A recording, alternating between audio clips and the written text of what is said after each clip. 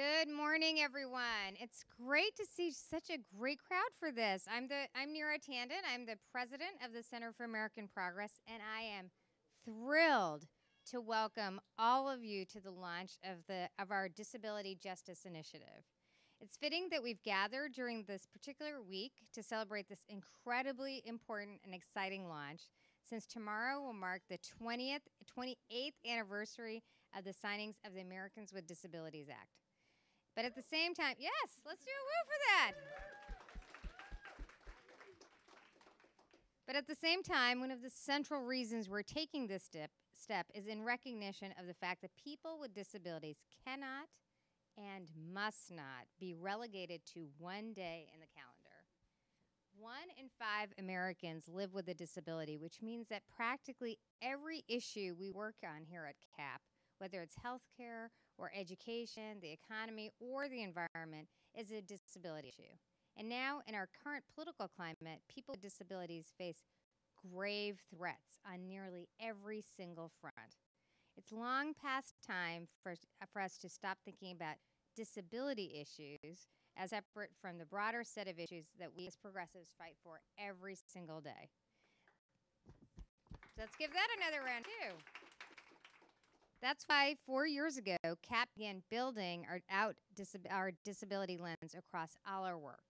And since the beginning of the Trump administration, we've worked to center the voices of people with disabilities, from pushing back against the president's tax scam to protecting nutrition assistance throughout the Farm Bill debate, and defending the Affordable Care Act and Medicaid from continuing assaults. And I just want to say how honored I was to stand side by side with so many people with disabilities who really put their bodies on the line to protect healthcare for 23 million Americans. And we've also worked to broaden the debate and mobilize the broader progressive community to fight alongside the disability community on issues that for far too long have been viewed too narrowly as quote-unquote disability issues, including protecting the ADA itself from grave threats.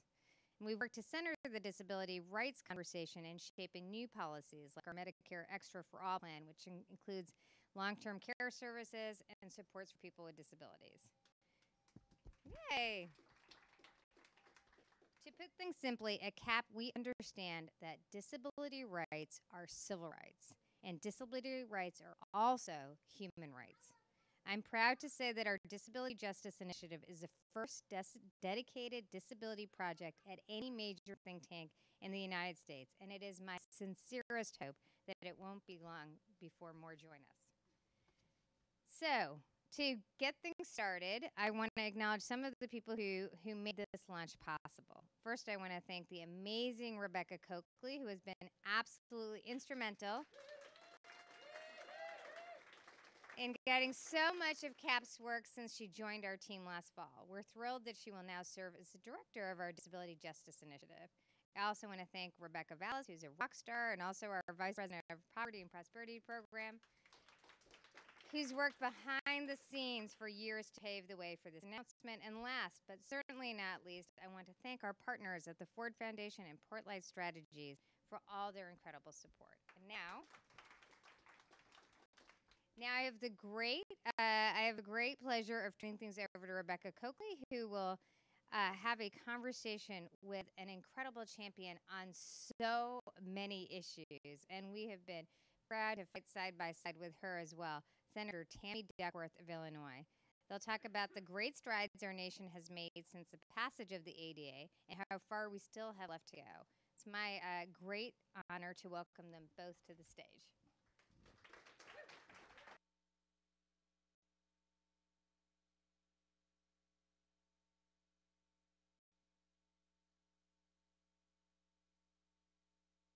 Wow, this is exciting. Thank you so much, Neera. I also want to take a moment and thank our ASL interpreters and our CART reporter. We can't do this work and do it meaningfully, do it intentionally, and really carry out our mission without ensuring maximum accessibility for all folks. And a lot of times these are the folks that do the work behind the scenes and don't always get the acknowledgement. So thank you to all of those folks. My name is Rebecca Coakley, and I am proud and a bit of disbelief right now to be sitting here as the director of the Disability Justice Initiative here at CAP. Disability justice is a very deliberate and intentional framework coined by the brilliant minds in the disability community, folks like Eli Clare, Patty Byrne, Leroy Moore, and others, as a means of embracing difference, confronting privilege, and challenging what is considered quote-unquote normal. It goes beyond the traditional notions of disability rights and really centers wholeness, interdependence, and intersectionality. And these aren't just words. I think a lot of times people are like, oh, that's a new word. No, this is a framework. These are actual values. And it is our intention as we roll out this framework internally here at CAP and externally in our work to live these values and really and truly integrate them into our work. They are also values espoused by the amazing person I have the privilege of talking with today, the amazing Senator Tammy Duckworth.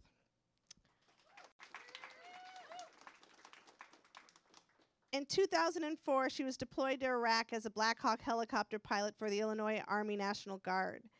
On November of 2004, her helicopter was hit by an RPG, and she lost her legs and partial use of her right arm.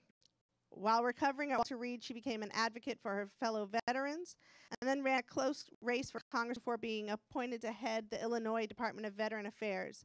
And then later, she joined the Obama administration as an assistant secretary of the U.S. Department of VA.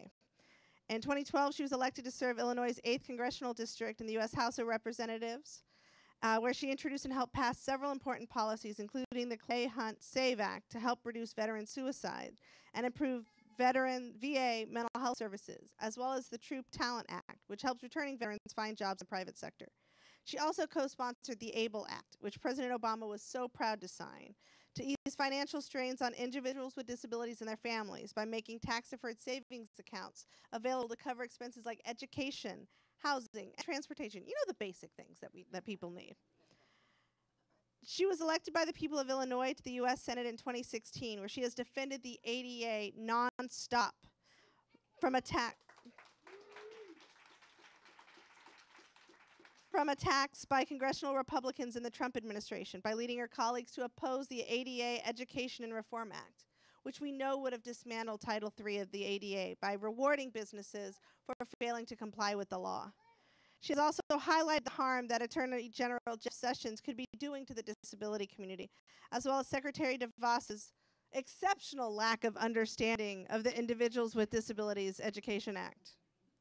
Senator Duckworth, we are thrilled to have you here today, and I say that as the director of the work here at CAP, but also from one disabled mom to another. While our experiences may be very different considering our stories, I can't tell you how the 10-year-old girl in me who dreamed of a career in public service is actively squeeing and cartwheeling right now with the notion of the two of us on a stage together. Thank you. And I think with this launch and with the work that CAP is going to do moving forward, we know that the disability community continues to be the canary in the coal mine, and we are ready to align ourselves with you and work together to stop these attacks on healthcare and moving forward in this ongoing Supreme Court fight. As Neera mentioned, a big part of why we're doing this is the idea that we're moving beyond just thinking about people with disabilities and disability issues once a year. Like, I remember 20 years ago when I first started doing disability work, when it was ADA Day, and then it's morphed into ADA Week, and some days it feels like ADA Year. Candidly, it's been a long process to get where we are, and we're proud to be here, but how do we get to a place, in your opinion, where the broader progressive community sees disability as not separate and apart from those other issues and priorities we fight on every day, but as a lens across all of our priorities and our fights? Well, I think that what you said about the canary in the coal mine is a great place to start, because all of the issues that the progressive community cares about are the same issues that we care about. And in many ways, it's, you know, when you lose funding for food programs and hunger programs, it's members of the disability community who go hungry first. When you cut back on health care benefits, it's members of the disability community who suffer cutbacks first, and to more extreme levels. So really it's about showing the progressive community that we are actually at the forefront of their fight, and it's the same fight. And to understand that, listening to those with disabilities and our community, it's it's really that early warning system, because it is our people who lose access first. Definitely. A big part of the work that we're really focused on, and we hear that particularly the next generation, I want to shout out some of the folks in the room, Carrie Gray, Jennifer Thomas, Ali Cannington, and others really talk about, is the intersectionality piece. Is thinking intentionally not only about disability as a single issue, but its interplay with race and ethnicity, gender, LGBT status, poverty, etc. And as an Asian American woman with a disability, why is that approach really important versus thinking about disability in a silo? And even beyond that, I have to say one of the things that we're so excited about, and actually I got a phone call about this morning, someone called me and said, I noticed that and it was a colleague, staff person from the Hill, who said, I noticed that your event is all women. And I was like, yeah, it is. I've never seen an ADA event that was all women. Well, why not? So what is your thinking about how it feels to be a leader in a movement that has for generations really centered the voices of older white men? Well, yeah, let me just say that there is definitely positives from the establishment, from the older white men. Tom Harkin was one of our greatest champions. And I wouldn't be here today were it not for Dick Durbin seeing me in the hospital at Walter Reed and not seeing someone broken and pitiful in a wheelchair to pity, but instead saw potential and said, you need to run for Congress. So here's to the member of the establishment who are woke. I think the intersectionality issue, I've been thinking about this for a while, and I never had a phrase for it until we started talking about intersectionality. But I think we should talk about, in addition to intersectionality, in terms of the lived experiences and how we communicate with a greater population, but also we should think about it as a way to draw strength for ourselves and to think of it as a position of power. And I've been talking about this from my early days after I left Walter Reed. I came into the disability community from a position of privilege, not from a position of fighting for my rights, not from a position of fighting for access, fighting for a wheelchair, fighting for health care, fighting for anything, because I was a wounded warrior.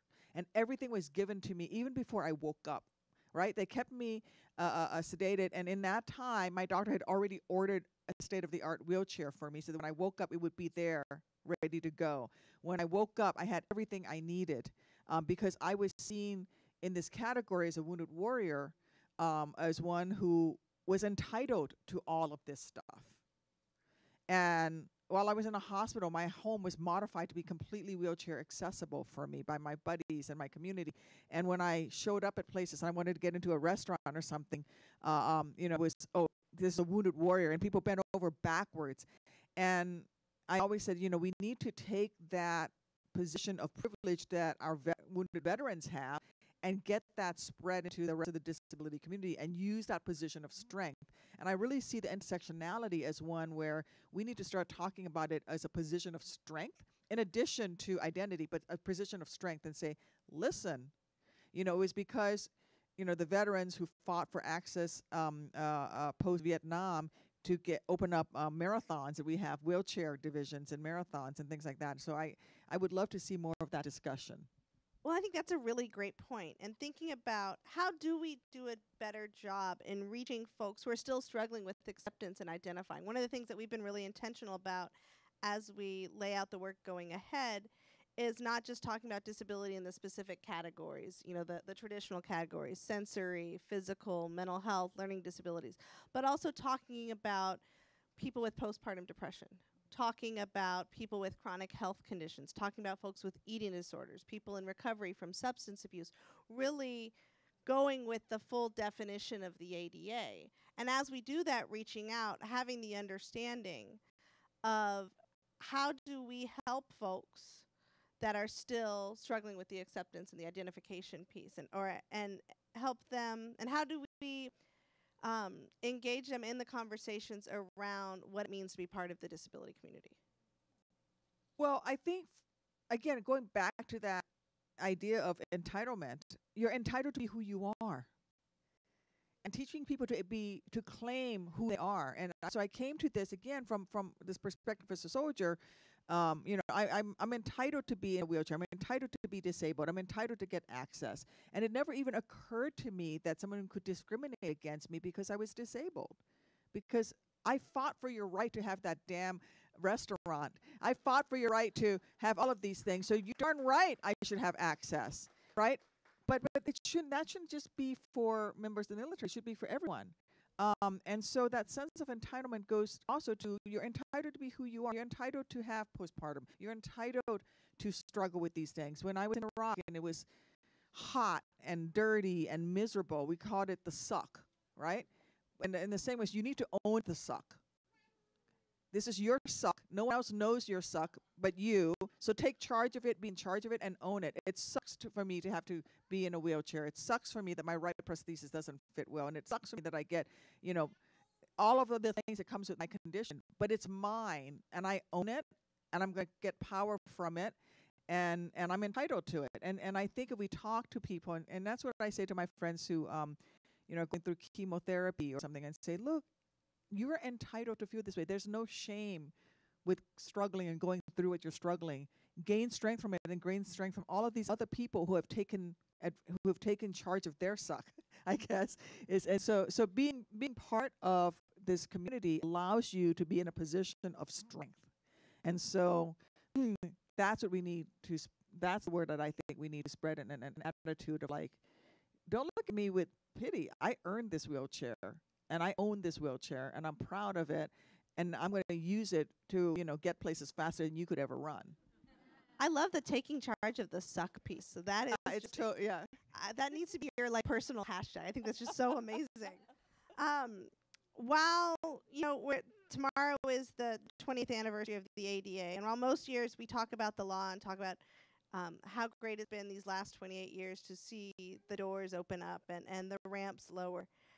We know that the ADA is under constant attack right now, and specifically the ADA Education Reform Act that you really worked to stop from coming to the Senate, that would have essentially taken the teeth out of the law. It would have stopped the requirement that public places like restaurants that you fought for, and amusement parks and movie theaters would no longer be accessible for people with disabilities. What do you see as the unfinished business of the ADA? Are there places where we need additional fine-tuning, or are there things that our elders and folks like Congressman Major Owens and Senator Tom Harkin and others didn't anticipate at the time? Well, I think they fought so hard for the ADA to come into existence that what I found when I was trying to get those 43, we needed 40 co-signers to stop the act in the Senate, 620 in the Senate. And I just started going to my colleagues one by one, and sitting down face to face with them and asking them to just listen to me. And what I found was a level of ignorance about the ADA and what it means. And I think that's the part that's missing. We were fighting so hard for it that we forgot to educate the rest of the population about it, and we took the ADA for granted because they take the ADA for granted. So what was smart about the other side was that they played on that ignorance. So here's what I heard from one of my colleagues. Well, I'm hearing from my grocery store owners association that says that they're going to be sued thousands of dollars because a particular aisle going to go check out is 1 inch out of compliance with ADA, and it's going to cost them $5, $10, $20, $30,000 to fix it. It's really unfair to it's really unreasonable. And I said, well, no, actually, that's not what this act does. What this act does is it says to a person in a wheelchair, imagine that person in a wheelchair was, say, Asian American who tried to get into a restaurant, and the restaurant said, nope, sorry, no Asians allowed here. We don't give access to Asians here. Then it would have forced me as an Asian to educate the restaurant, wait 60 days, educate the restaurant, wait another 60 days. It would be, 6 months before I could get access to that restaurant. Or the restaurant could say, well, you can come out the back and we'll pack you a lunch and you can buy food out the back. Well, there were days in this country when people of color could only purchase from a restaurant out of a back window, and we don't want to go back to that. And that's when my colleagues, it clicked in their brains, and they're like, wait, is that what this act does? We thought it was about unreasonable lawsuits. And so the education piece, I think, is really important. People assume that the ADA is there, and people assume that the ADA is strong and that the ADA cannot be dismantled, and that all that they were doing was protecting everybody from frivolous lawsuits. And they didn't understand that this was a mix on purpose of the other side of state and federal law. And once I started talking, people started signing on. But we haven't focused enough on that, I think, the education piece. Well, and on that education piece, sort of in tandem with it goes the representation piece. And why do you think, well, and there's some nuance on this. Why do you think people with disabilities are so widely underrepresented in Congress, or if they are represented in Congress, are not out about their disabilities in Congress? And how do we change that? Oh, well, so two things. One, so many members in Congress don't think of themselves as having a disability when they do. And frankly, I hope that everybody in this country ends up with a disability, because it means that you get to live a long, happy life, and you get to a stage in your life when you develop a disability. If you live long enough, you're gonna develop a disability of some sort. So I wish on them a long and happy life, which means that at some point they're gonna have issues with mobility, they're gonna have issues with sight, they're gonna have issues with hearing, they're gonna have with access, and so many of my colleagues don't think of themselves. They don't identify themselves as having a disability. Once I start educating them, I said, no, you actually do. The other is, like, welcome. Here's your badge. Here's your ID. Here's your membership card. But the other thing is, in politics, it has been the tradition to hide the visible disability. And so when members run, if they have a disability, whether an amputation, use of a wheelchair, whatever, the tradition has been in that messaging to hide it, for lack of a better word. And so when I started running my campaign, I made sure that I didn't hide the fact that I use a wheelchair. My wheelchair is seen in my ads. A lot of my contemporaries who do run, actually, their consultants will not show them in a wheelchair in their political commercials and all of that. And then I also intentionally made sure to show depictions of my wheelchair use from a position of strength. So on many of my commercials, you actually see me using my racing wheelchair, and there's images of me being strong in a wheelchair and communicating that to the public so that they see a vision of the disability as one of strength, one of overcoming obstacles, not of one of somebody who has their own challenges to face. So how the heck can they represent me? One of the images of you that I know stuck in my head this last year, and I know my colleague Mia and I've talked about this, and a number of other folks in the room and I have talked about this, was the image of you bringing your daughter into the Capitol on your lap in your wheelchair. And my dad used a wheelchair when I was growing up, and I literally rode into the disability rights movement by standing on the back of the battery pack of his power chair into an adapt function in Berkeley when I was probably 6.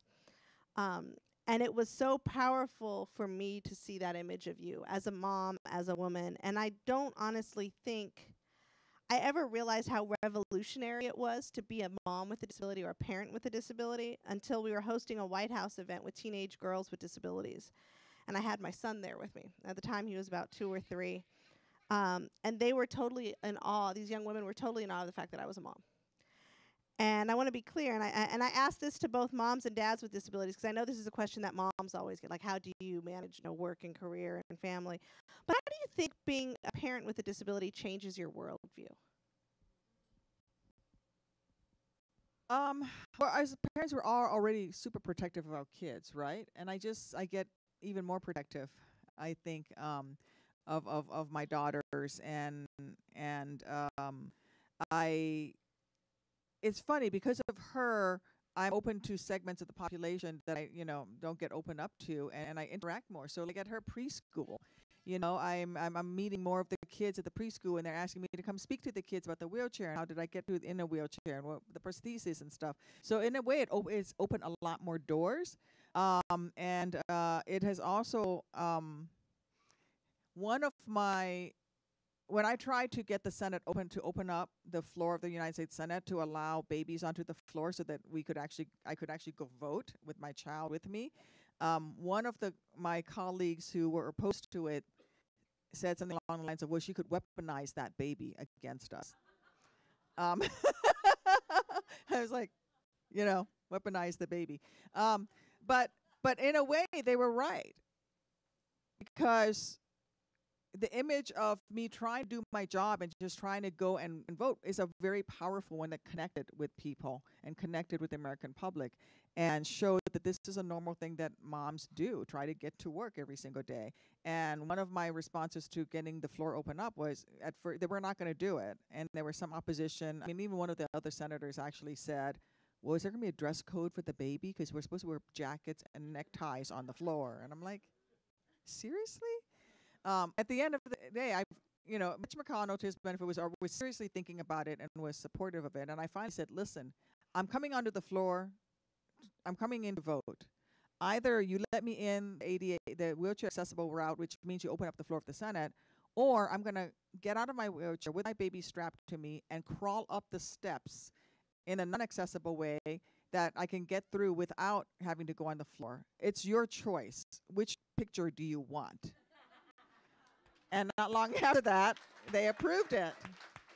But that's what that imagery, it's the imagery is powerful, and it's important to normalize it for the next generation and for people to realize this is perfectly normal. You should be seeing babies on the floor of the Senate. You should be seeing babies in the halls of Congress, because this is how Americans live their lives. I remember raising my oldest when I was at the White House as President Obama's diversity officer, and him routinely walking in the door and being like, I am here, where is my candy? And watching like the Secret Service run, and I'd be like, don't get him candy. He's nothing special. I'm gonna have to deal with it for the next like 2 hours. And they're like, but he's so special. And I was like, babies are wonderful. And it's important that this is mommy's work, and he sees this as mommy's work, not as Disneyland. And I think that really is so powerful as your daughters grow up. There is never going to be a doubt in their mind that they could serve in the halls of Congress. And what that means, like that's the norm for them. That's huge. It's amazing. It's like, or kids see, little people can work in the White House. No, and to think about how we continue to shift those paradigms. And so where do we go from here? The ADA turns 28, and what's next? What do you see next?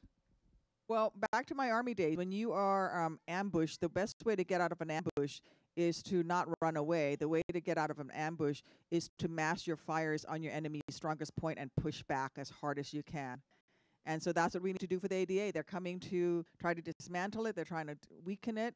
No, we mass our fires as a group, and we push back, and we push back, and we enhance and expand the ADA. That's what we need to do. Don't stay on the defense. We got to be on the offense with so much of this.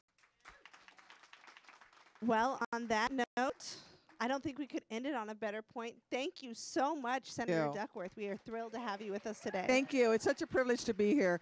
It's a great way to start the day. And I am now going to turn the microphone over to our amazing Executive Vice President, Winnie Stackelberg. Thank you. Let's give Senator Duckworth a big round of applause as she leads. My name is Winnie Stackelberg, and I am Executive Vice President of External Affairs here at the Center for American Progress, and I am so excited that each and every one of you is here with us today. It is just an amazing, amazing day. Senator Duckworth was just incredible. Rebecca Coakley is just incredible, sharing insights. And Rebecca has led the work here at the Center for American Progress and has led an amazing discussion, and I want to thank them both. I've known Rebecca Coakley for a number of years, as many of you have had the pleasure of doing. And I always hoped that one of these days we could persuade her to bring her magic, her talents, her power, her reach, her advocacy here to CAP, and I'm so glad that we have finally succeeded. You know, I've had the privilege of serving at Center for American Progress for over a dozen years. And through those years, we've always pushed tirelessly to expand the scope of our work, whether it's been launching an LGBT program, our Poverty to Prosperity program, or CAP's Progress 2050 Racial Justice Initiative.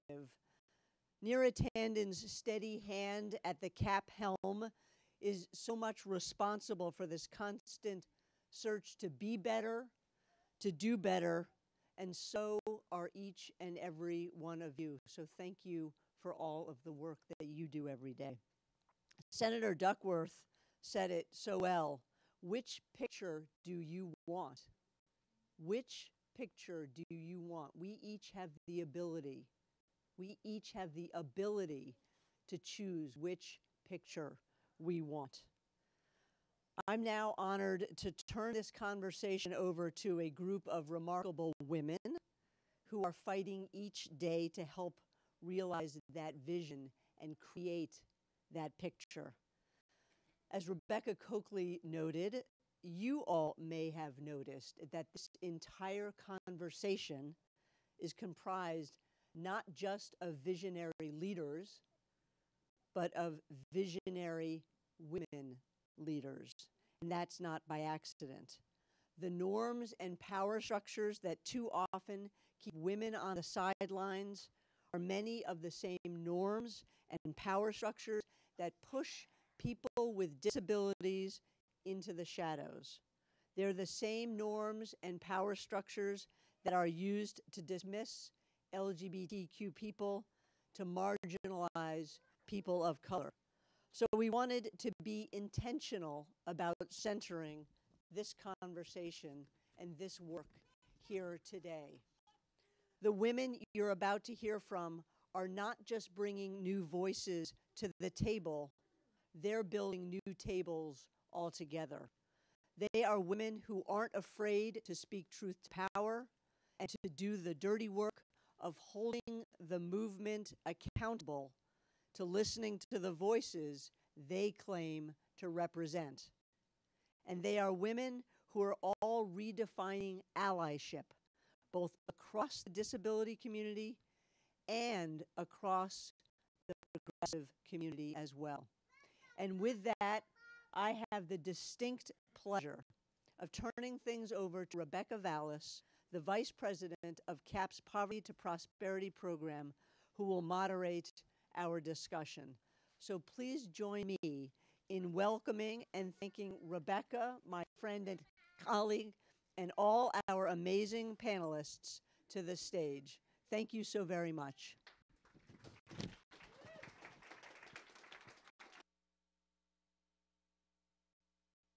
Welcome all of our amazing panelists to the stage. So let's start that process. My name is Rebecca Vallis. I am, as Winnie said, the Vice President of the Poverty to Prosperity Program here.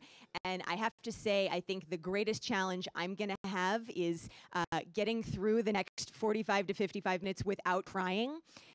Because of what a freaking big deal it is that this is happening right now. None of this would be happening without so many of the people in this room, and I know it's been a long time coming, but it's a huge, huge thank you to so many of the leaders in this room who are making this possible. So it's pretty fun to be getting to the starting line, right, long as it takes.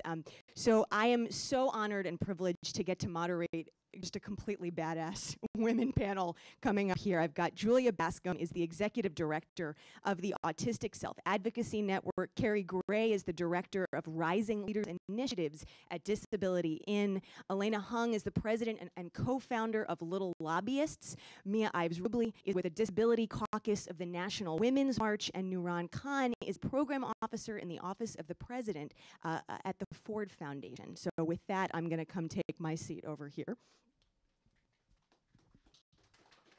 Join me in welcoming this amazing, amazing panel. So to kick things off, Julia, I wanna first bring you in and say a lot of folks became aware of the power of the disability community last year when disability activism, as Neera said, was front and center in the progressive community's successful efforts to protect the Affordable Care Act and Medicaid. But healthcare is hardly the only policy area that matters to people with disabilities. As we've heard today, and as Neera said loud and clear kicking off today's event, virtually every area of policy making is a disability issue in some way, shape, or form. So Julia, can you give us some examples from your and the Autistic Self-Advocacy Network's work? Make that concrete for us. Definitely. Oh, mic is on. Okay. Thank you so much for having us here. It's so exciting to be here at the launch of this project. I'm really, really looking forward to what happens next. So I run the Autistic Self-Advocacy Network, and one thing that surprises people a lot, especially when I show up to meetings like Big Table and other places that are very, very broad, is that our name is Autistic Self-Advocacy Network, but we do very little that is actually specific to autism. And that's because autistic people, like people with other disabilities, are people. And that means that we don't live in special autism boxes. We interact with all of the same systems and issues and programs as everybody else. And we encounter a lot of barriers. And some of those barriers are specific to our disability. A lot of them we have in common with other people with other disabilities. And a lot of them are just part of being a marginalized person in the United States. So a few sort of specific issues that we do a lot of work on that I think you all will find pretty resonant. We do a lot of work on fair wages. It's currently legal in the United States to pay people with disabilities less than minimum wage. There's not a floor on that less than minimum wage. People can earn literal pennies an hour. It's a process called 14C, when an employer can get a waiver and say, we're doing a good public service by employing this person with a disability and not paying them. There are about 200,000 people with disabilities in the United States who are being paid some minimum wage. Most of them are people with intellectual and developmental disabilities like autism or Down syndrome and so on and so forth. So we've pushed really hard, obviously, to end this practice, which is degrading and unjust, but also to include this in bigger conversations about raising the minimum wage. We were really excited this past year when ending some minimum wage for people with disabilities as well as tipped workers was included in the Raise the Wage Act. We're keep trying to push that forward and to not forget about the other population of people who are paid some minimum wage, which is folks who are incarcerated, who are also disproportionately people with disabilities. So there's one. I know I'm only supposed to speak for a couple minutes, but I've got a couple more. Housing discrimination. Over 50%, 55% of all housing discrimination complaints are disability-based. That's higher than the amount of complaints that are waged around gender or race or other really common classes. And the majority of those complaints are actually not from people seeking physical access, but people with mental disabilities, whether that's an intellectual disability or a mental health disability, who are just being discriminated against because the landlord doesn't want you there. There's a lot of conversations we can have about that. Sometimes housing discrimination for people with disabilities doesn't look the same way discrimination can look for other groups. It looks like building special places to put us, which is not something that people with disabilities want and doesn't do anything to improve the accessibility or affordability of housing for everyone. We're really concerned about issues around religious refusals and religious freedom, partly because an attack on one civil rights law undermines all the others, but also because a lot of the services that people with disabilities receive and need in order to stay in our homes and live in our communities are carried out by faith-based agencies who can do some great work, but who also have a reason to bring those claims in different circumstances. So we're really pushing that. And I think the last one I'll talk about is marriage equality. If you're a disabled person on Social Security, you are living below the poverty line and your benefits get cut in half if you get married. If you are a person with intellectual disability under guardianship, in many states you aren't allowed to be married. I know people who have lived together for 40 years, but the state won't recognize their marriage because of the label that's attached to their name.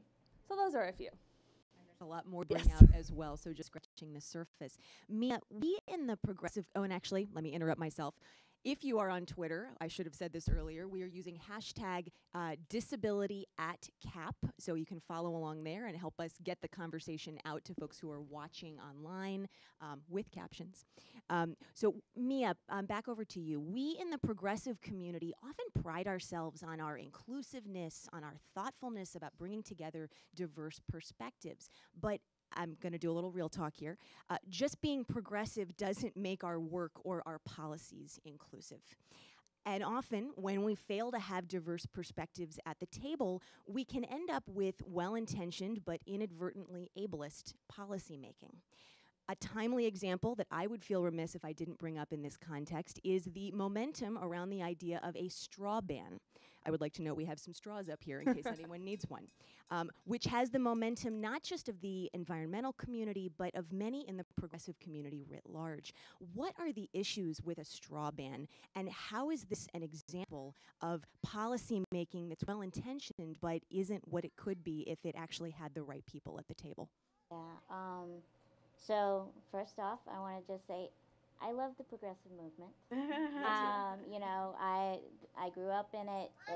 It's definitely, you know, my community.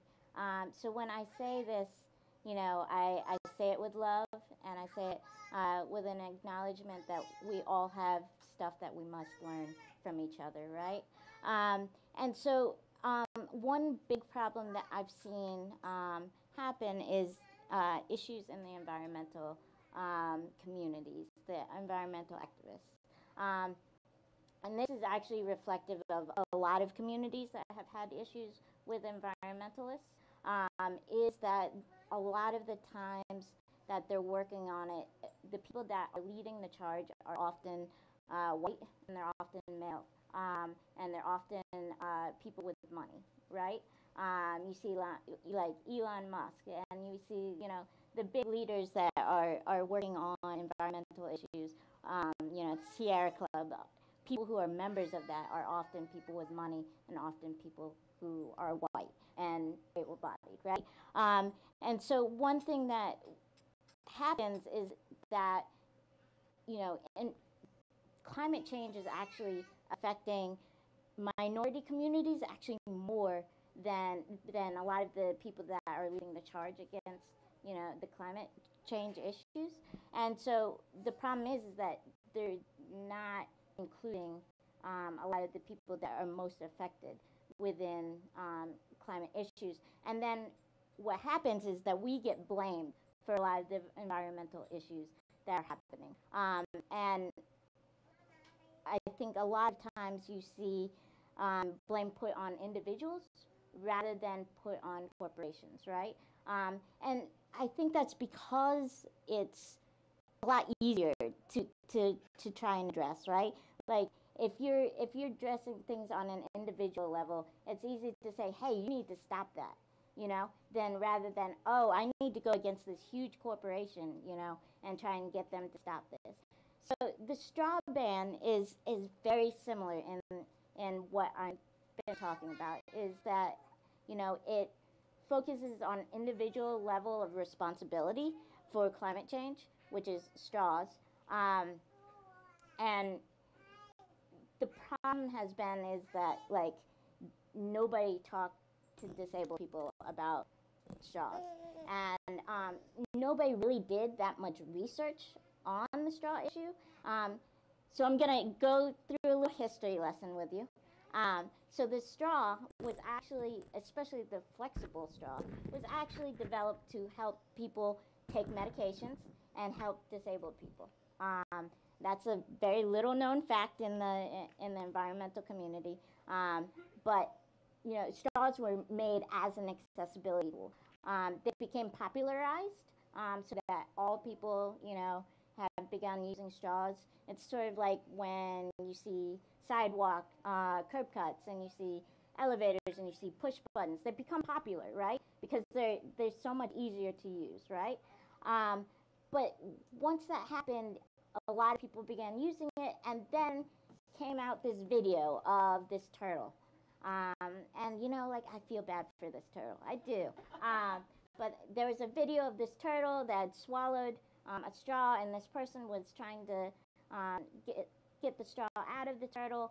And of course, it tugged on the heartstrings of many people. I mean, it would be hard not to feel bad for the turtle.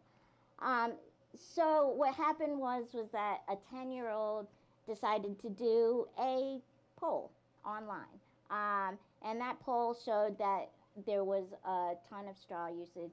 And she tried to do a statistical analysis and release this out. And a lot of environmental groups were like, hey, let's use this statistic. Even without even like doing a scientific analysis of it. They just took the statistic and ran with it. not realizing that straws only make up 0.03% of the waste in waterways today. And not realizing that, like, in totality, if we take away all the straws, that's not going to do that much for the environmental movement. But at the same time, taking away those straws from people who actually need it is going to do a whole worldwide of damage. And so understanding that, like, you have to, the progressive movement has to talk to the people that their policies are going to affect the most. Without putting us on the table, you get things like there's a straw ban that's happening in California. I think it's in Santa Barbara, or is it San Diego? San Diego? Yeah, that didn't take into account disability. And so anybody using a straw could have been fined. And I'm sorry, but disabled people, a lot of us don't have money. So, you know, getting that fine is a lot. And it's also taking away an accessibility tool that keeps some of us alive, right? So, yeah, it's just like we need to start having these conversations. We need to believe disabled people when they say that they need a accessibility tool or they need a certain law like the ADA to protect us, and so that we can be members in our society, so that we can participate in our society. For anyone looking to learn more about the straw ban, which has become quite the topic on social media, I would suggest that you follow a pretty fabulously named hashtag, which is hashtag #SuckItAbleism. Yes. So Nuran, I'm gonna turn it over to you. It's been almost 2 years since your boss, Darren Walker, who leads the Ford Foundation, published an open letter titled "Ignorance is the Enemy Within." And in that letter, he acknowledged the importance of contemplating disability as part of the foundation's overall strategy. And he said in that letter that failure to do so is at odds with Ford's mission. And in the time since, disability has become a major priority for the Ford Foundation. And in fact, we wouldn't be sitting here today marking the launch of this disability justice initiative if it were not for Ford's generous support. Now, you work really closely with Darren in the president's office. Can you tell us, how did Ford come to prioritize disability, and what has the work looked like to get to this point? Well, first of all, I just want to say I am so excited to be here. It's the eve of the anniversary of the ADA, which is so fantastic. So it already feels like a celebratory atmosphere, but the fact that we're at, you know, kind of a beacon of the progressive movement, launching this groundbreaking initiative that's not only doing terrific work with tremendous leadership, but also working throughout the rest of the organization. I couldn't be here and not acknowledge that. So I just want to I want to give you all a hand. I think we should all just kind of all clap for a moment and soak it up. It's really fantastic and so important. And I hope everyone else does what Neera mentioned, that everyone else kind of follows the lead and recognizes this is kind of key to the work of the progressive movement. Now to your question. So it's been 2 years since my boss, Darren Walker, kind of wrote a reflection on the power of privilege. Even if you have multiple kind of marginalized identities, I'm a Muslim woman, daughter of immigrants, you can still kind of ignore some of the other identities that would really advance your work. And so it has been that letter and the kind of advocacy that led to it really can be credited to all the activists and advocates that brought the issue to our attention. Now the issue is, we were really excited to launch our mission around inequality. We were like, yay, we're working on inequality, we're a social justice foundation, this is so exciting. And we announced it to a lot of fanfare, and we even talked about a lot of the issues that would address, and never mentioned disability, and that was brought to our attention. So I think that's just the underpinning of that, is just the advocacy that so many of you are doing here. Like, keep doing it. It works. Be persistent. I've learned so much from my friends in the community, and I'm so grateful for that. So that was a really key part of the journey, was just responding and listening to folks who raised the fact that if you work on inequality, there's literally no way you can't think about disability explicitly. And just staying with you for a moment, Naran, what would your message be to funders who might be here, who might be watching, who might be following on Twitter using hashtag #DisabilityAtGap? See what I did there? Yeah. What would your message be if they're watching this, listening, and thinking, well, this all sounds really great, but, you know, we don't really do disability? I literally don't know what that means. Like, what, you don't do humans? Like, you don't do women? Like, you don't do people of color? Like, it literally makes no sense to say that. And what's really unfortunate is I've seen people say it. I've gotten the emails. Sorry, can't come to your disability and philanthropy learning event because we don't do disability. No, we don't do disability now, we don't plan to. People say that, and that's like, I can't even deal. So I think it's like a framing issue, and it's telling people and sharing with our peers that actually all of the issues that you care about are disability issues, and you raise them so eloquently. I just want to say, going issue by issue and saying, if you care about this issue, there is an intersection with disability, and not only that, if you don't center and think about people with disabilities explicitly, you will be doing bad grant making, you will be less effective, you will not be thoughtful, you will not be thinking about all the populations you need to be solving for, and including many of the most marginalized people in any community you're solving for. It's so intuitive and obvious. And I guess just my message to peer funders is, we're still learning. Like, this is a journey, and like, the first step might be the weirdest because you don't have expertise on hand. Philanthropy doesn't hire people with disabilities, and that's just like a straight up honest thing. I mean, we need to do more hiring, we need to be more thoughtful in our operations and things like that, and those are some of the barriers that have led to like the dearth of people with disabilities and leadership in philanthropy and even at the staffing level. And so the first steps are so easy, like call up a friend, call up your colleagues, like every single community has people with disabilities, like find out who they are and have a great conversation. I can just say, like 2 years ago, I was new to this work. I had no idea. I was just calling people up, and people were very generous with their time, and like that's what the learning process is like for anything. So I would encourage anyone just to do a little exploration. I will tell you, it's so obvious once you take like 2 seconds to look more deeply into the issues. And for any progressive funder, anyone that thinks about social justice, anything that, really advancing all of our dignity, you cannot ignore this issue. And the last thing I'll say is that we cannot rely exclusively on people with disabilities to do all of the work. You can learn, you can become an ally, a friend, a collaborator, whatever it is, but the work cannot be done just by people with disabilities. And so I just ask everyone in this room, I'm so glad you're here. I really hope people on the live stream are here, but like really, like it's time to get activated. You don't have to have a personal connection. You don't have to have it requires work from all of us. Thank you so much for all of that, Naran. And I have to say, it's amazing to hear that from a funder. It really is.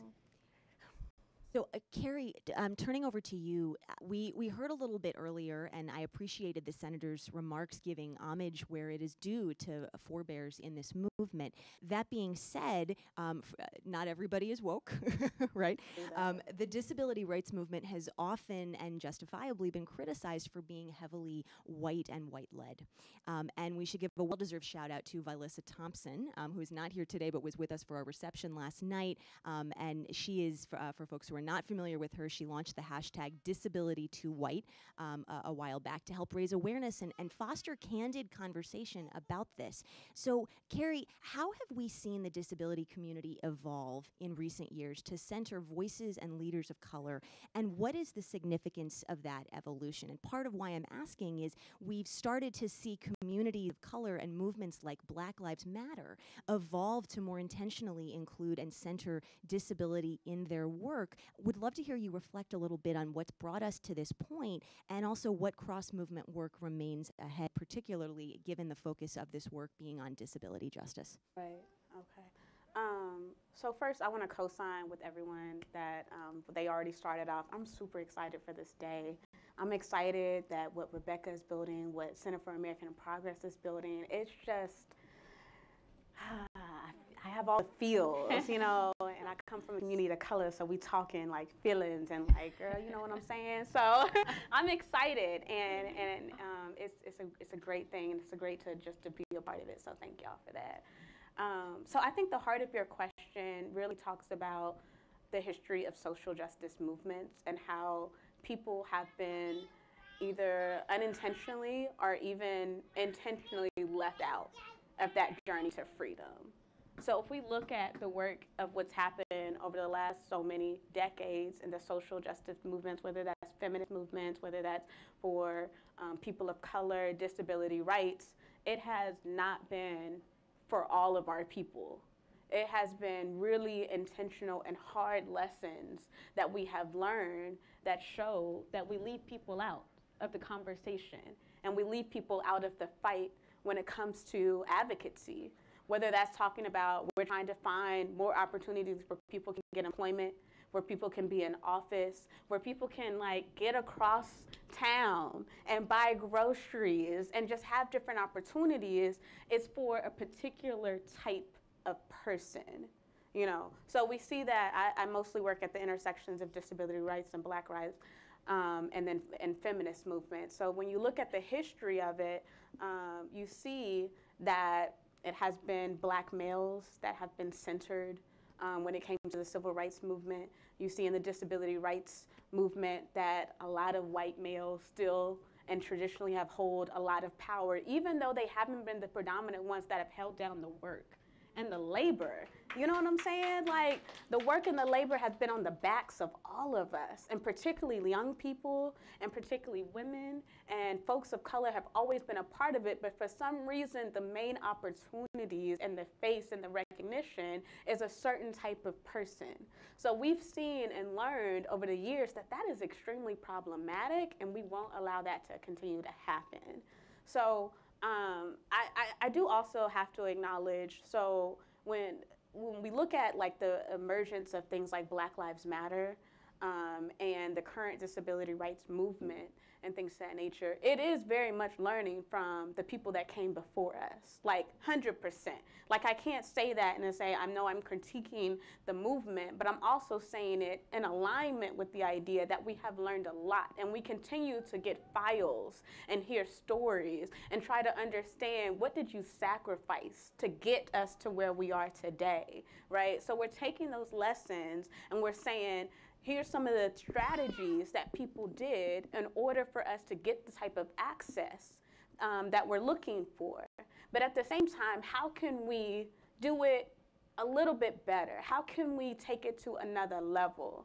So what was really intentional about the movements that started to spurk out today is that we said, we're going to base it on a framework of intersectionality. And we're going to say that openly. We're going to say that, what does it mean to uplift the voices of Black women, of Black femmes, of trans folks? What does it mean to center their narrative and bring it to the forefront? So that's the language in which you see that's very different in today's time that you didn't see acknowledged as much in the past years, right?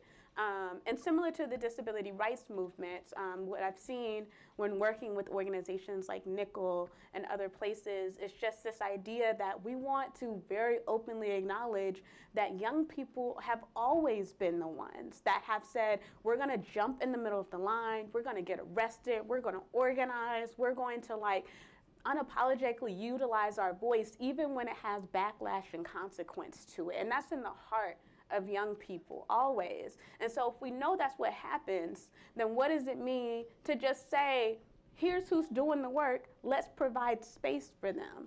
Let's make sure that they're not only sacrificing their bodies and their minds and their voices, but they actually have real power, real influence and opportunity in ways that we've never given them before, right? So I have seen a shift. I have seen that we've learned really hard lessons from people being left out, people being left behind in the past, and being intentional about saying, what can we do to ensure that doesn't continue to happen today? I think with that, just one last piece, obviously, is that we always still have more work to do. The struggle is still real, and the problems that we're undergoing are still there, right? So when we have things like hashtag disability is too white, when we have things like Oscars so white, when we have things where it's like it exists in so many different layers, it knows that even though progress is made, we can't stop the fight, right? Because there's still too many people who are not having access. When I do work at the intersections I mentioned with Black Lives Matter and disability rights, it's a struggle because they're like, how do I get stuff done but feel like I don't have to slow down to understand someone who doesn't come from my same community? How do I be Black and like fight for Black rights, but like have to find a location that has a ramp, or have to like figure out how we use microphones, or be intentional about people who are having to deal with like the environment and how loud it gets and things of that nature. It feels overwhelming when you feel like I have to just go. And so I think that we're in this place where people are acknowledging very intentionally, like intersectionality is critical for our fight for freedom, and we're going to talk about it, and we're going to uplift narratives that have not traditionally been uplifted, but we still have a lot of learning to do. We still have a lot of pushing to do to our different communities to ensure that like we actually are making progress and not continue to leave folks behind, because that is a reality that we still do. Elena and Xiomara. And I should have announced Xiomara when you guys were coming up on stage, because she's a panelist too, as you have noticed. So Elena, the challenges and barriers and additional costs and policy failings and discrimination that can come with disability don't just impact an individual. They have profound consequences for families as well. And you're here today with Xiomara, your daughter, whose complex medical needs are what catapulted you into healthcare activism last year around the fight to protect the ACA and Medicaid. Would love to hear you talk a little bit about how your daughter's disability has impacted your family and the story behind why you founded the Little Lobbyists, and how you came to healthcare activism. Oh, first of all, thank you. Thank you for inviting me. It's quite a thrill and an honor, and I am especially emotional to have Xiomara here with me. Being her mom has been the greatest joy of my life. And to answer your question in terms of the challenges, having a child with a disability has affected us in every way. Her disability, like you mentioned, is one of complex medical needs. She relies on tracheostomy to breathe and uses a ventilator. So caring for her affects our family in so many ways that I just was not prepared for, didn't even think about from the very, very beginning. So I remember putting her on the waiting list for a daycare center when I was 20 weeks pregnant, because this is Washington, D.C., and that's when you put your kid on a waiting list for a daycare center before they're born. And so as it turns out, she was in the hospital for the first 5 months of her life in the intensive care unit. And when she finally came home, she was so medically fragile that putting her in a daycare center was not an option. But even as she grew, she became more medically stable, it still was not an option. So we had to look at childcare in a very different way, because yes, hi, come here. And she requires a skilled nurse to care for her and be at her side at all times. At the beginning, and still to this day, there are a lot of doctor's appointments, hospitalizations, therapy sessions. So early on, it was as frequent as maybe 3 times a week. So that meant my spouse and I had to take time off work to go with her. And eventually I did quit my job for a brief period of time in order to care for her, and take her to the appointments and just be there. Other ways, I mean, accessibility and public accommodations, we could all go on and on and on that. That's a whole separate panel. But all the different places that we couldn't go or experience significant barriers. So that has been quite a challenge. And to be clear, all these challenges and barriers were not due to her disability. They are due to a society that does not know how to include and support and care for a child like Xiomara. So that's why we're here. And staying with you for a moment, Elena, you were deeply involved and remain deeply involved in the healthcare fight, which is very much still ongoing, much as it might not be making national news every single day. What lessons can we draw from the healthcare fight when it comes to the progressive community working hand in hand and effectively with the disability community? So just to step back a little bit, just the founding of Little Lobbyists, I mean, last year I was terrified, like many of us in this room, I was terrified. And I became an accidental activist because I was terrified. I didn't set out to do this. And so we had planned, to come on the Hill just one day, really, it was just one day, just to show Congress what was at stake and what our kids needed, and just put a face on health care. To your question about the lessons learned, to me, that is so natural, because one of the very, very first things I did last year in the healthcare fight was reach out to the disability community. It was the summer of ADAPT, and this issue to me is so personal, especially as a non-disabled parent of a disabled child.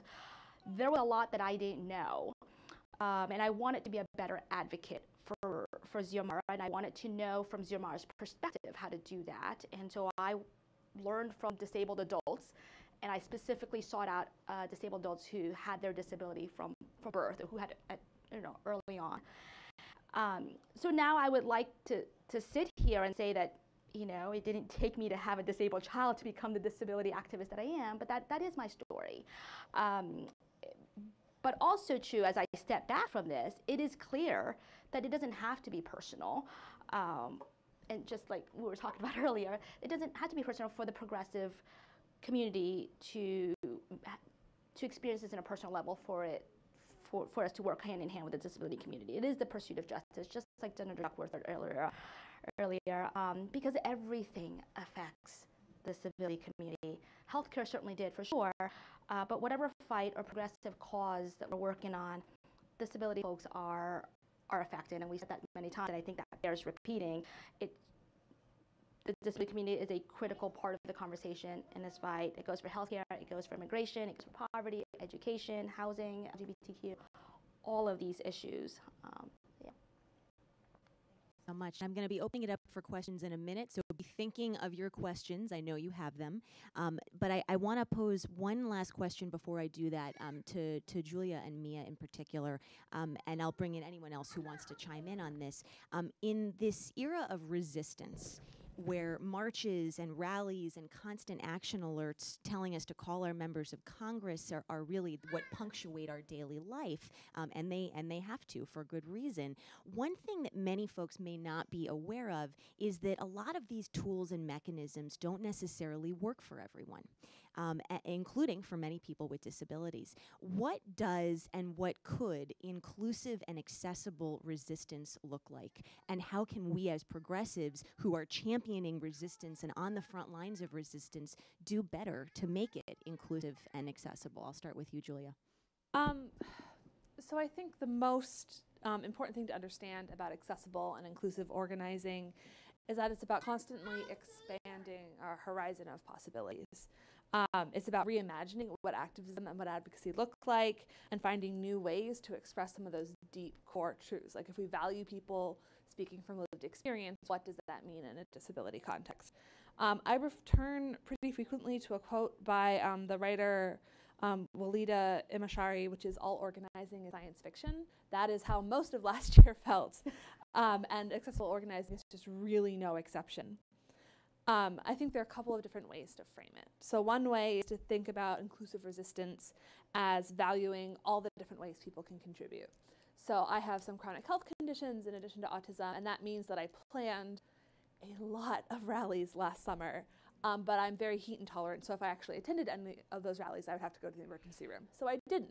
And inclusive resistance meant that the people I was working with didn't devalue my contribution because I couldn't show up.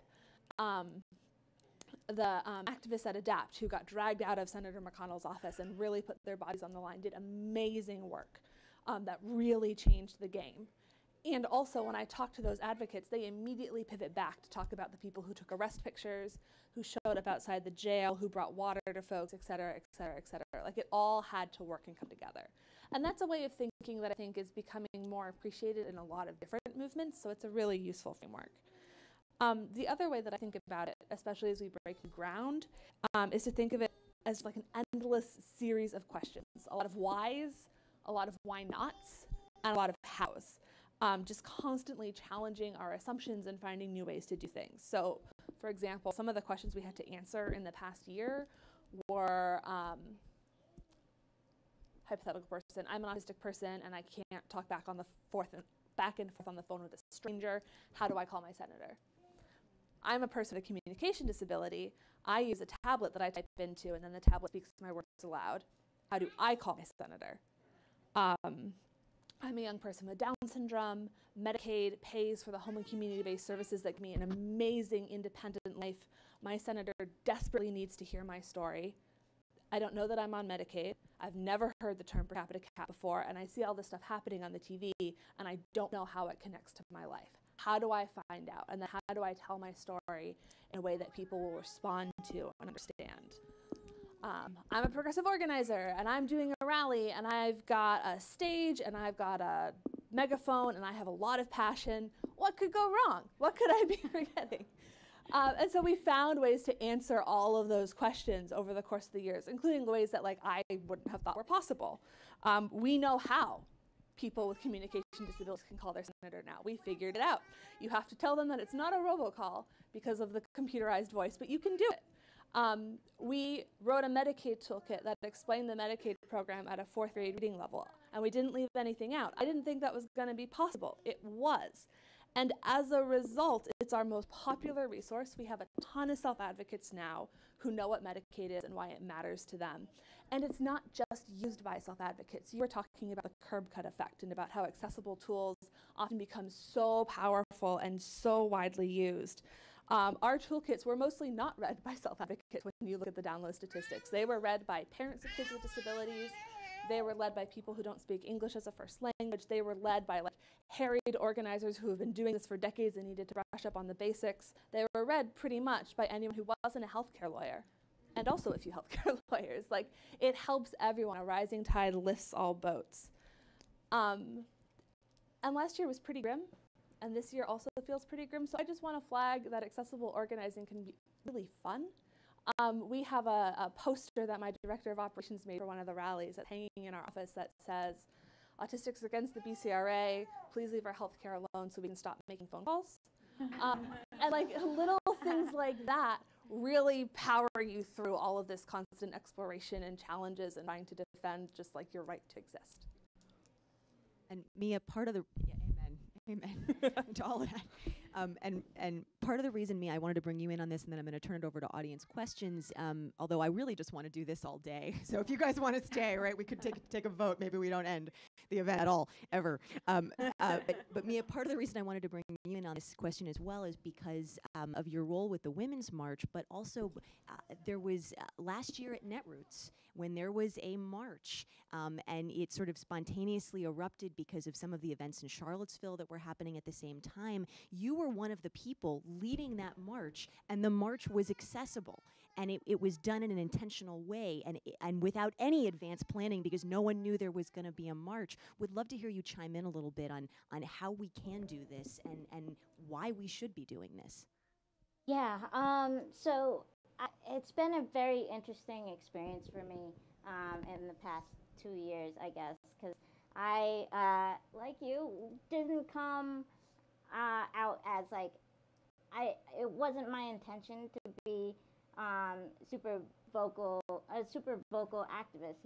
I worked in state government. I was working on sort of the ground issues of working person to person, trying to provide services.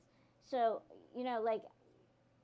when I had gone to a couple of marches, in college and stuff, and I knew that there were issues, and partially why I avoided going to these marches and a lot of these activist groups was because I was running into these issues. But like, it's been interesting seeing sort of from working with a lot of mainstream organizations, the progress that they've made in terms of like thinking about accessibility. I think it's been a lot of battling with them and making progress and then not making progress and then going back and forth and just being like, we were doing this, why aren't we doing it now? And I think the main problem that I've seen is that urgency piece, right? Because people don't want to slow down. They want to be active. They want to they want to be aggressive, not realizing that by doing that they're leaving out some of the most vulnerable people in their communities, right? And so when I started working with progressive groups on trying to make things more accessible, it was that piece of, well, we got to keep going. We got to keep going. We got to organize. You know, like we don't have the money. We don't have the time. Those are like the main excuses that I always hear every single time. And it's amazing how, like, when I talk to people, I'm like, look, it would be a lot less expensive and it'd be a lot less difficult if you started on the front end thinking about accessibility rather than the back end, right? And so I think when they were organizing the thing down in Atlanta, fortunately, a lot of the disabled people were in the front of the line. And so we were sort of negotiating with some of the people that were trying to lead the march in saying, hey, you guys need to think intentionally about like what direction your route is going in, right? And so just thinking about that and saying, like, we don't have to be as aggressive as we think we do, because if we do that, we're not really being social justice advocates. We're just being aggressors, right? And so really taking that step back and saying, let's think about this a little bit, and how can we be more intentional, and how can we make sure that we are not harming other communities while we're doing it. For anyone planning any upcoming events or marches or doing any kind of resistance work, there are lots of folks up here who would love to talk to you and help you figure out, and I'm volunteering Coakley as well, and would love to help you figure out what that checklist is to make it inclusive. So now is the moment. I'm going to open it up for audience questions, and I have one here in the front that I will start with, and there's a mic coming around. And please say your name and where you're from. Okay. My name is Burl Nerman. I'm a citizen. I do advocacy work on the side. I don't work for any particular disability organization, but I went to DREDF as a law school intern and worked for protection advocacy, but now I work for the federal government in non-disability related area. But I really appreciate the Disability Justice Initiative, all the speakers today, and I don't remember people's names, so please forgive me. But I appreciate the woman in red next to you who talked about the disability being too white. Because one of the things I see, I grew up in West Virginia, western part of West Virginia. And, I was 20 years old around the time the ADA passed. And so, I fought for, getting into school. I can't drive, things like that. So I need accessible buses and things. But, one of the things is, Senator Duckworth talked about own your suck. But I think a lot of it, I've been disabled all my life with cerebral palsy, but society sucks in a way. And I want to change things. My passion outside my job is to write a screenplay. And after hearing you, the woman in red, I'm sorry, I can't remember your name. Her name is Carrie. Carrie. I'm thinking about making my main character African American. Of course, I'd love to have anybody's input in the room for being able to create a good backstory and things, because it's not my life experience. But to help bring this issue even more, to the forefront, because I want to see not only progressives aligning with the disability community, but also, people who are seniors. I don't know why the senior community sees themselves as very separate, from my experience, from people with disabilities from younger ages and things. And I want to see about how can we bring more people together? And the other thing too is I want to show people as being able disabled, so that like I've never been on Medicaid, and I'm going broke trying to make accessible things in my life.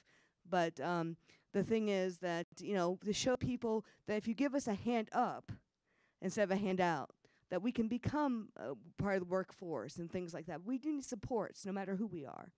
So anyway, those are my comments. Thank you very much for listening. Thank you so much for the comments, and I don't know if you want to react to any of that.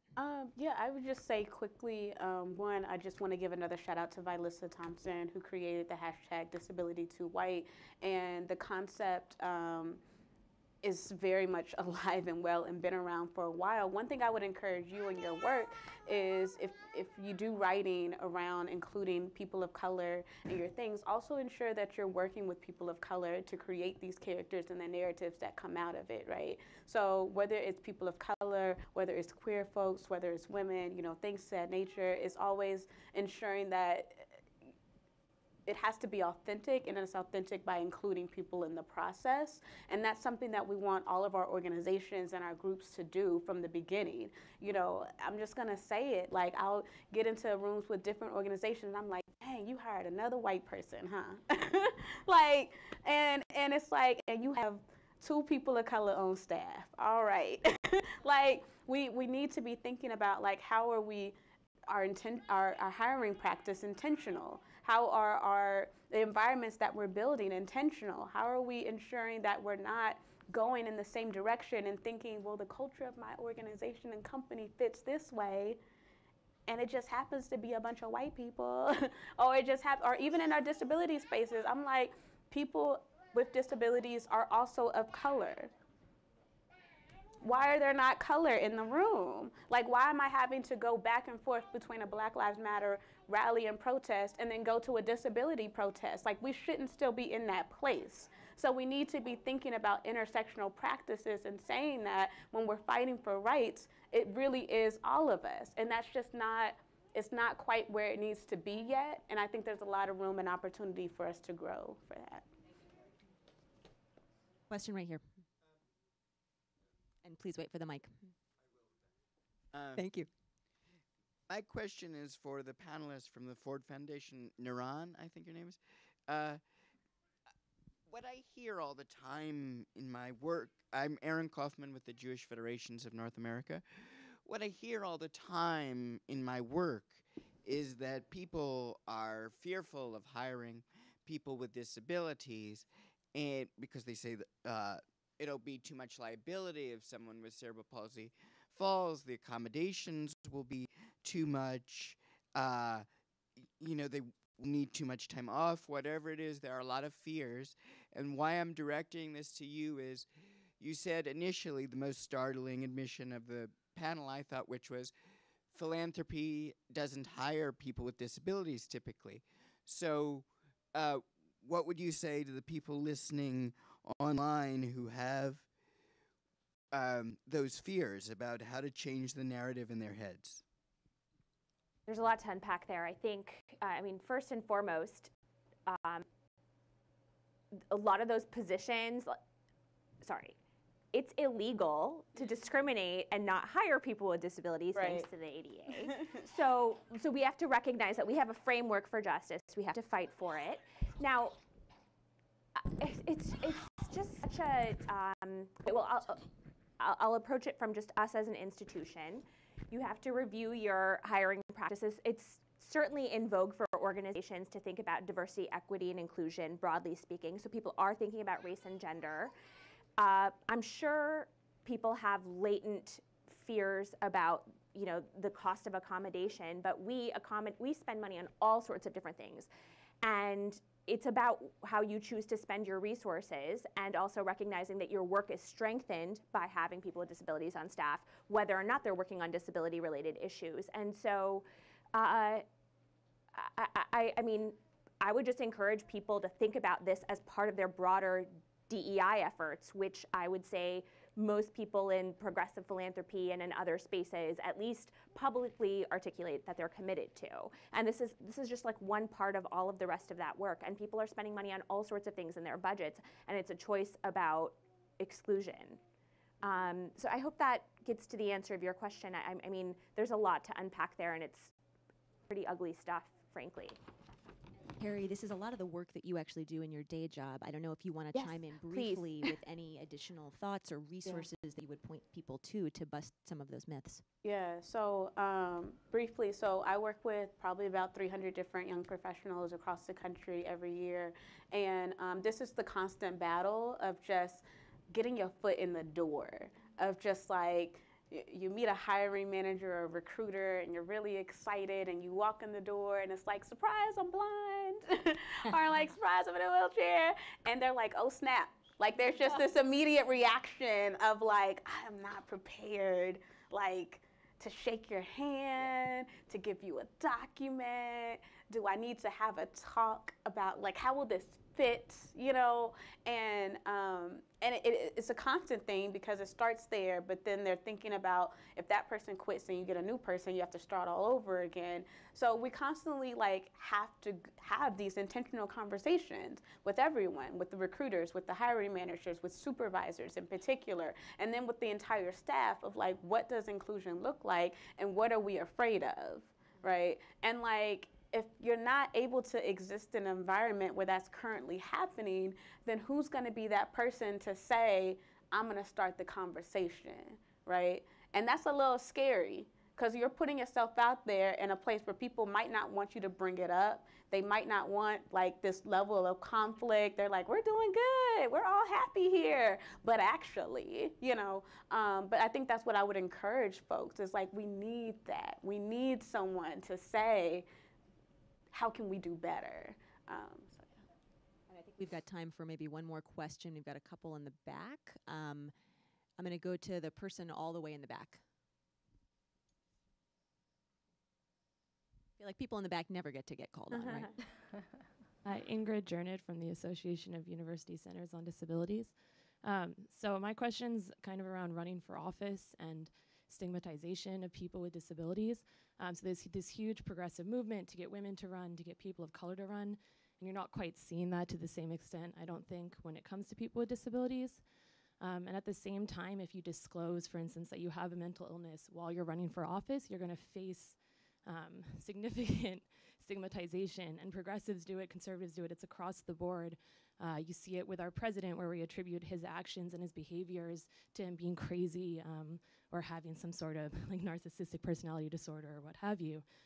So I guess my question is around how do we go about decreasing that stigma as a society so that people do feel comfortable coming forward and disclosing that, you know, they have XYZ disability, especially when it comes to invisible illnesses.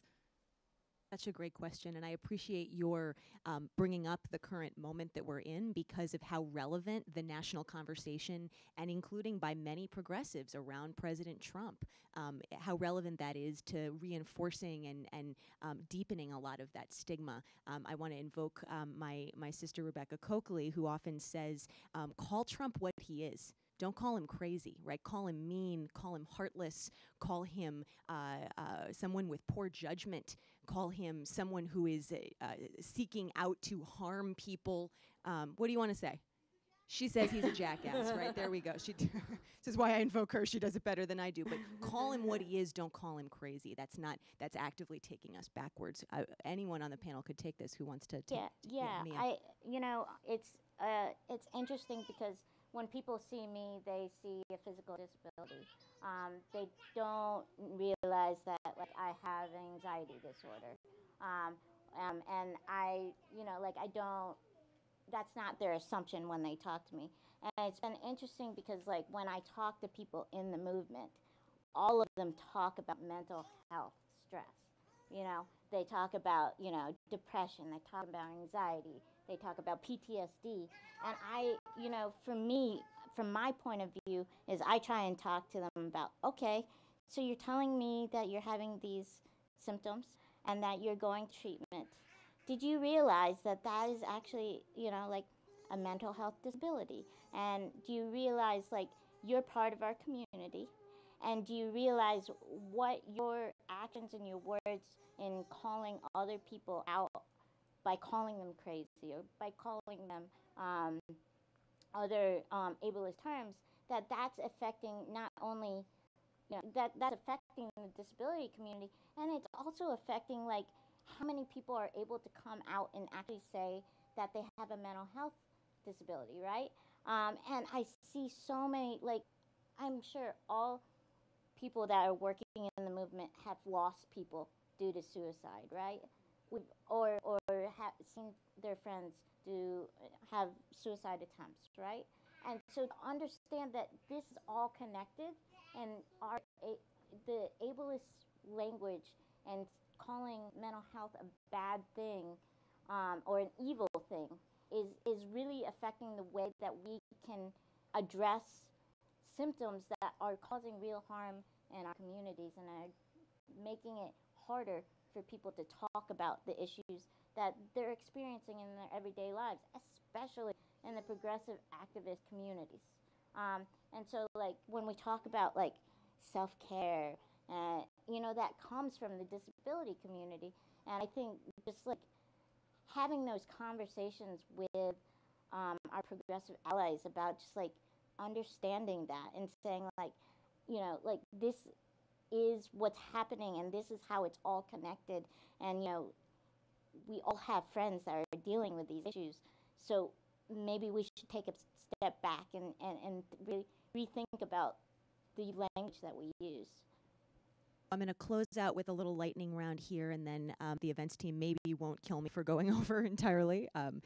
So we are marking today's launch in the week where we also commemorate the 28th anniversary of the ADA. And so while I intentionally did not want to make this panel discussion about the ADA, because that's usually what this week is only about, especially when progressives remember to talk about disability once a year, I do want to close on that note because I think we would be remiss if we didn't.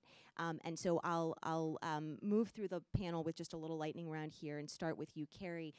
As we mark 28 years since the signing of the ADA, and at a time where it itself is actually still under grave threat, and Senator Duckworth has been a huge champion in trying to stop those attacks from actually becoming law, where do we go from here? So there's a current mandate that is in the Black community right now by Bell Hooks, and the mandate says that it is our mandate at this time is to avenge the suffering of our ancestors and to earn the respect of future generations. And it really speaks to me, right? Because when I think of the work of the ADA, I think of the folks that came before us. And I think of like all of the things that they put in for me, not even knowing my existence would be here. And so like the first thing that I want to think of is like, how can I uplift them? How can I pay homage? How can I continue the work that they've already laid a foundation for? That's so important. And then I think the second part of that is earning the respect of future generations and always thinking about the young folks and always thinking about the people who are even coming after me and saying, how can I make sure that my potential future children, that this baby girl right here, I've been watching this whole morning, trying not to get emotional about it, but like, how can her life be just a little bit better, So there's a lot that we can be doing, but I think always like staying in tune with that is gonna help us keep going forward. I have no Kleenex on this I stage, know. and that is a huge problem right now. So Nuran, same question to you. Where do we go from here? Well, first of all, I can't believe you made me go after Carrie. Jeez, thanks. I sit within philanthropy, and so I think it's time for funders to start paying attention and to be on this and to stop making excuses. If you, a lot of what the kind of behavior I've seen is, what I've heard about is, hold on a sec, we don't have time for that, we'll get to it. Like a lot of people have good intentions, they know they have to do a lot of learning, they can't get to it, so they're like, hold up, like we're gonna get there. And you realize when we are living in a moment when everything is under assault in such serious ways, the most vulnerable people in all of our communities become even more vulnerable. Like, we just have no business waiting. And so it's really an invitation to colleague funders with the recommendation, with the acknowledgement that like, we're still doing it. Like we are not there yet. We're not like running around being like, everything is perfect, the Ford Foundation, but we're really proud of what we've done. And a lot of the learning we've done as an organization internally, and like we're starting to, make our investments externally, but it's really an invitation to like join hands, join us in conversation, one-on-one groups. We will help and partner with you. And then there are many amazing foundations that have been doing this work for decades. And so now is the moment. Like there's no time. Like there's no like tomorrow, next year. We don't know what budgets will look like now. So I think that's what I'm looking ahead to. And I will say there is palpable energy. There's a lot of enthusiasm, excitement. There's openness. I mean, I'm Judy Human, our senior advisor at the senior fellow at the Ford Foundation, is here, and she can wave her hand. She has she has a sense, yeah. And she really paints the arc of history for me in so many ways, and she senses there's like a palpable moment now. So I just want to act on that. Like these moments don't come. They don't come all the time, and we have to like jump on it. Hell yes. Julia, same question to you. I'm going to do 3 sort of concrete things. I had a whole soapbox speech about this, but we had too many other great things to talk about. But a lot of folks don't realize that we haven't finished closing institutions for people with disabilities. We've barely started. 36 states still have public institutions for people with developmental disabilities. I was lucky that I wasn't born in one of them and I got to grow up at home, but millions of people don't have that experience. Hundreds of thousands of people don't have that experience. Every state has private institutions, and every state has nursing homes where young people with disabilities are trapped. We are not done. People talk a lot about incarceration as the new institutionalization, and we absolutely have to talk about incarceration, but institutionalization is not old. It's not over. I really want to challenge people, and again, not just to think about closing things, because we've done that before in some contexts, but to think about how do we create the infrastructure to provide the services that people need to live freely in our communities. We're really excited to be talking to CAP about that. The disability community, folks have brought this up a lot, but we need leadership that looks like our community. When we're doing ADA 30 and ADA 35, the folks leading those celebrations should look different. I think this is the first disability panel I've been on where I'm the only white panelist. That shouldn't be abnormal. That should be typical. I go to so many meetings where I am definitely the only woman there, definitely the only LGBT person there.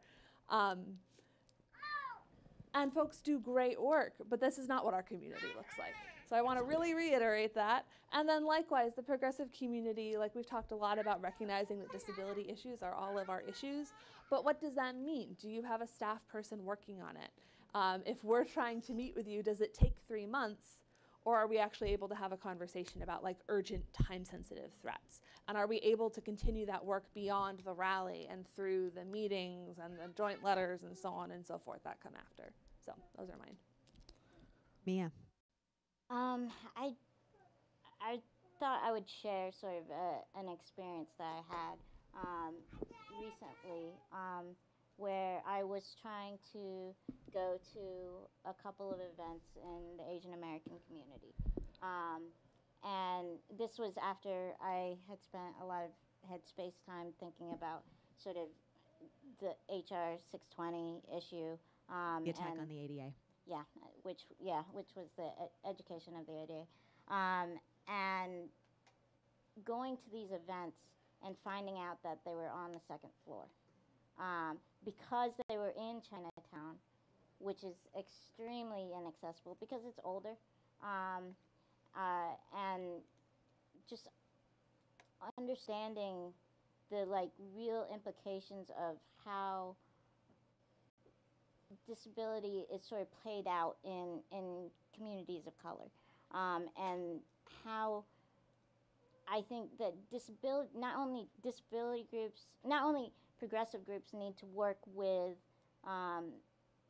disability groups, but I think also disability groups need to reach out to communities of color and show a real partnership in spreading our work and showing coalition building in a real manner that builds relationships and that builds trust between communities. Because I feel like there's this sort of tension, especially between Asian American businesses and like when I was researching HR 620 was like these minority-owned businesses feeling like they were being attacked by the disability community, and the disability community feeling attacked by businesses that were run by people of color. And part of that is just like the siloing effect that we've had for generations, and the need to really build coalitions and not just say, hey, you need to do better. It's like, hey, we all need to do better. I'm going to go to your events. You come to my events. Let's build a real coalition. Let's build a real relationship, a real friendship of trust and admiration and of passion and respect. So I think that's like the next big hurdle that I see for our generation as advocates. Elena, you'll get the last word. Where do we go from here? Two thoughts, and I echo what everybody has already said. I do want to follow up on Julia said specifically about ending institutional bias. Families like mine, we think about our kids' futures, right? We're trying to ensure they have what they need right now to survive and thrive, but that goes well past 18, 19, 20, 21. And so we have been talking a lot about the Disability Integration Act, making sure that people with disabilities have the home and community-based services that they need as an alternative to institutions. Also looking specifically at healthcare, any healthcare plan, any universal healthcare plan that we talk about must include long-term services and supports for the disability community. So that's something that we talk a lot about. And then the final thing I want to say is visibility, and that's really why Little Obvious exists. Before Xiomara, I had never seen a child with a tracheostomy. Didn't know what that looked like. I kind of knew what a trach was from those really scary PSAs that if you smoke 10 packs a day, then you can't breathe, and it was like a punishment. So, you know, and now like, I know so many kids with trachs, and I see a kid without a trach, and I'm like, what happened? Oh my God. You know, so just the visibility is so important, just to normalize that. And, you know, Xiomara just went and got her fitting for a wheelchair, so she'll have her wheelchair soon. And just, yay. And just for her this past year to have seen so many adults and peers with wheelchairs, that to her is something that's completely normal, that I don't have, you know, an obstacle. I don't have to do anything about that. She's just like, oh yeah, Arby has a new wheelchair. I'm gonna get my wheelchair. I want it to be purple. Like that's the conversation that she and I have. And so I think the more visible we are, the more we keep showing up everywhere, and just being there. I think that's really the future. So much. So we're going to have to leave it there, much as I would love to stay here all day and just do this, because this is an amazing group of folks, and there's a lot of folks in the room that I know should be on this stage too. I want to just give a brief thank you to Rebecca Coakley in particular, our fearless leader of this work. If you don't know her, you're doing it wrong. And if you're not already following CAP Disability, which is the account for the Disability Justice Initiative, you're doing it wrong. You can fix that quickly.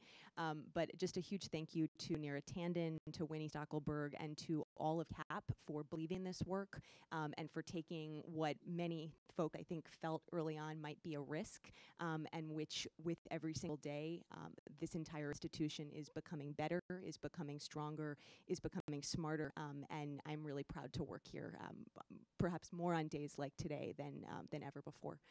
So thank you to everyone who's here. Thank you for your support, and this is the beginning, not the end, so we look forward to working with all of you. Thank you so much.